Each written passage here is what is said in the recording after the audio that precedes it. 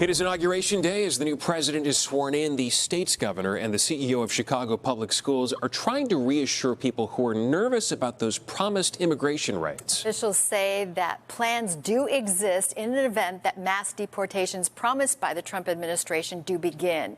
Charlie Wojciechowski has that part of tonight's story.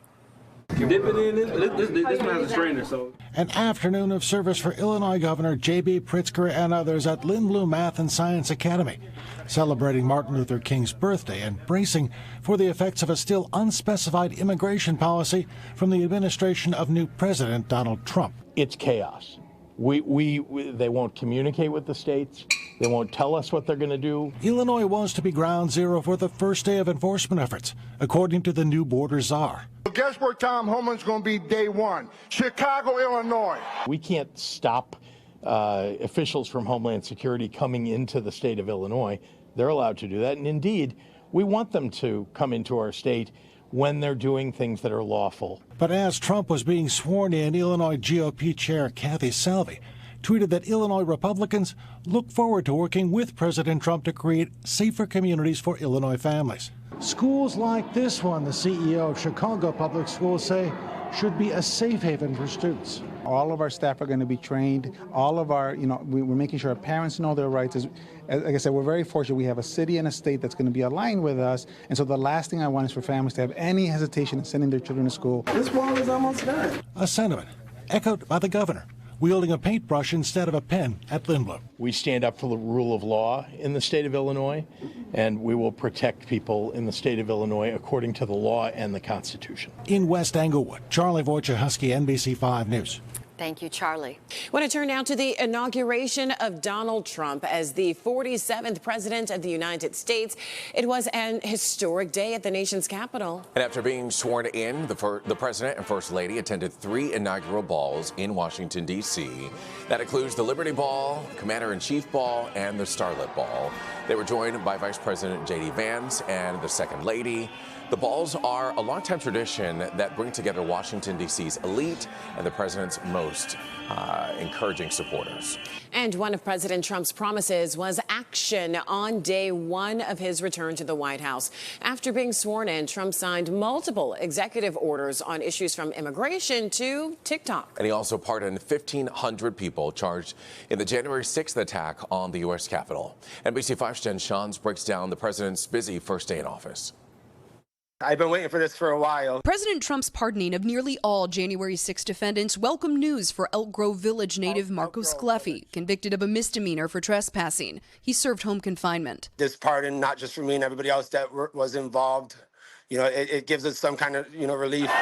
It was an action-packed inauguration day for President Trump, tossing commemorative pens into the crowd after signing several executive actions. The first item that President Trump is signing is the rescission of 78 Biden-era executive actions. Some of those immigration policies. President Trump declaring a national emergency at the border and taking aim at Biden-era clean energy policies. We will drill, baby, drill. Other executive actions today include putting a freeze on federal hiring except for the military, requiring federal workers to return to work in person, and withdrawing the U.S. from the Paris Climate Treaty. The United States will not sabotage our own industries while China pollutes with impunity. More action on immigration is expected in Trump's first 100 days. All illegal entry will immediately be halted. He's promised mass deportations and called out cities like Chicago. Do's and don'ts of canvassing. Despite the bitter cold, youth in back of the yards going door to door, anticipating changes. We thought it would be important to,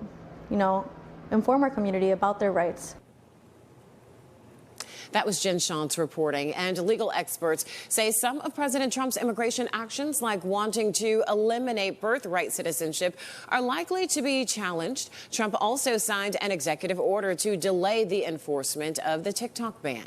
Here in Illinois, some leaders are trying to reassure people who are a bit nervous about promised ICE raids. Governor J.B. Pritzker and the CEO of Chicago Public Schools, Pedro Martinez, attended a day of service for Martin Luther King's birthday. They also spoke out as they braced for the effects of President Trump's immigration policy.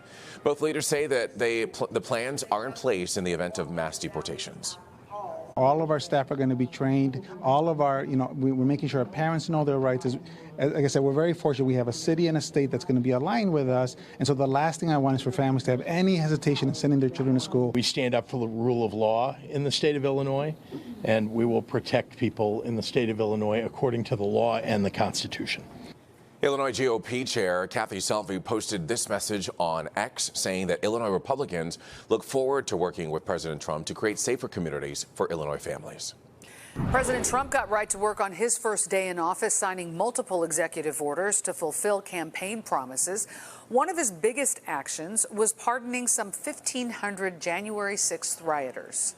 This is January 6th. These are the hostages.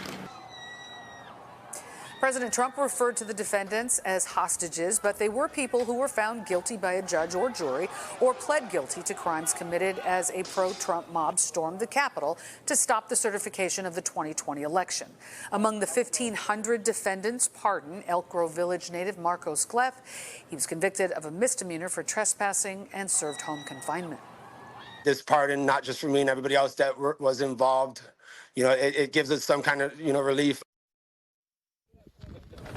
Other executive actions include denying birthright citizenship, putting a freeze on federal hiring, except for the military, requiring federal workers to return to in-person work, and withdrawing the U.S. from the Paris Climate Treaty. Immigration was the biggest topic in Trump's inaugural address yesterday, but we don't know exactly what immigration enforcement will look like or when it will start. NBC5's Sandra Torres is joining us live from our control center to show us how local organizations are working with immigrant communities in Chicago. Sandra? Hey there, Alex. So President Trump has vowed to enact the largest mass deportation operation in U.S. history. Just how large that operation will be is unclear, but several organizations are preparing regardless.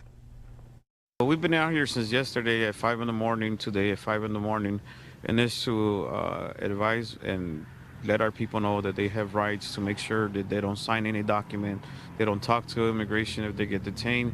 There's phone numbers on the flyers that we're giving them to the Mexican consulate, the Guatemalan consulate, Colombia consulate, and also attorneys that are willing to help for free.